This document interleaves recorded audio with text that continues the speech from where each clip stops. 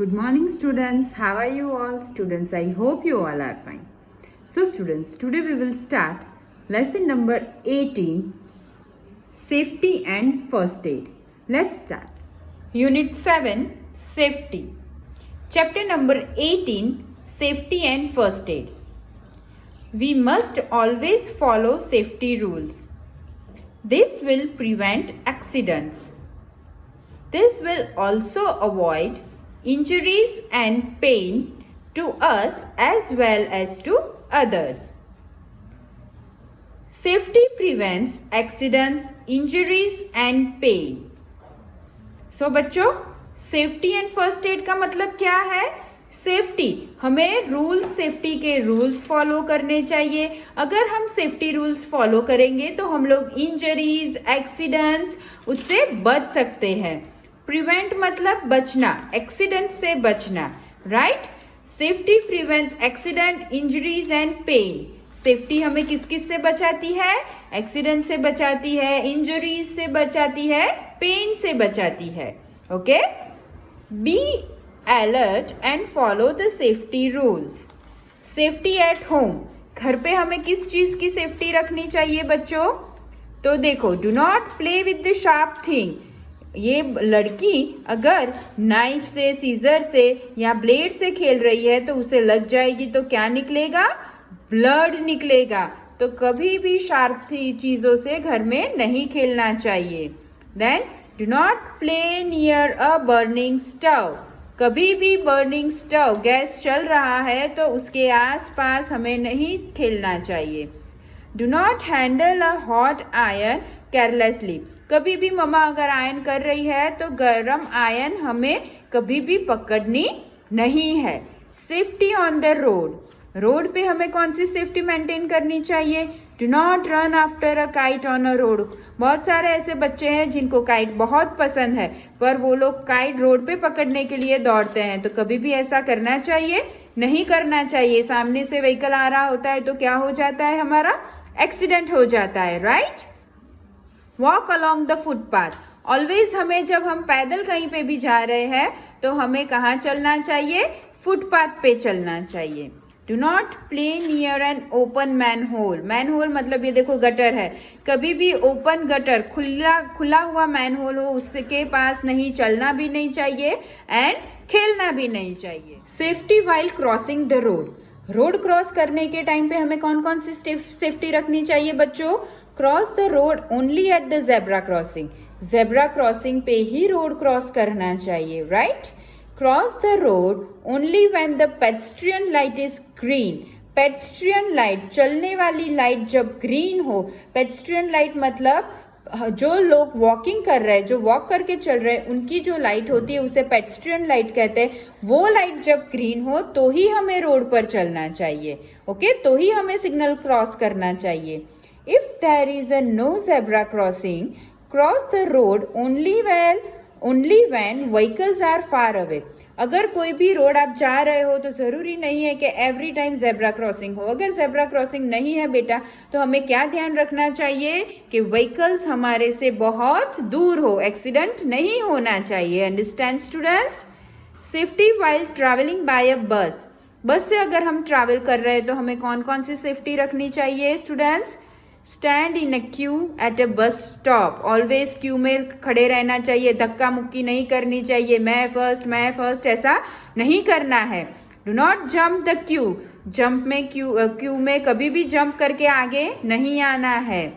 Do not board a moving बस. चालू बस में देखो, जब भी आप चढ़ने का ट्राई करोगे आप गिर के पड़ जाओगे, आप नीचे गिर जाओगे और फिर अगर पीछे से कोई भी व्हीकल आ रहा है तो हमारा एक्सीडेंट हो सकता है. Do not alight from a moving bus. Moving bus पे कभी भी हमें बाहर लटकना नहीं चाहिए, हम ऐसे गिर सकते हैं. Do not peep out of a moving bus. देखो बस में से आदत होती है बहुत सारे ऐसे बच्चों की, विंडो में से मुंह बाहर निकाल के मम्मा को, पापा को बाय बाय करते हैं. ऐसा नहीं कभी भी नहीं करते बेटा. पीछे से अगर कोई भी स्पीड में कोई भी बहुत बड़ा व्हीकल आ जाता है हमारा पूरा एक्सीडेंट हो जाता है. ओके, पूरा मुंह के साथ हम लोग नीचे गिर जाते हैं. तो ऐसा कभी भी नहीं करना है. Safety while swimming. स्विमिंग करने के टाइम हमें कौन सी सेफ्टी रखनी चाहिए?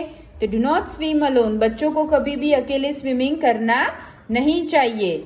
Use a float while swimming, जब भी आप स्विमिंग कर रहे हो, आपको स्विमिंग नहीं आती है तो इसे क्या कहते हैं? ये रिंग को फ्लोट कहते हैं।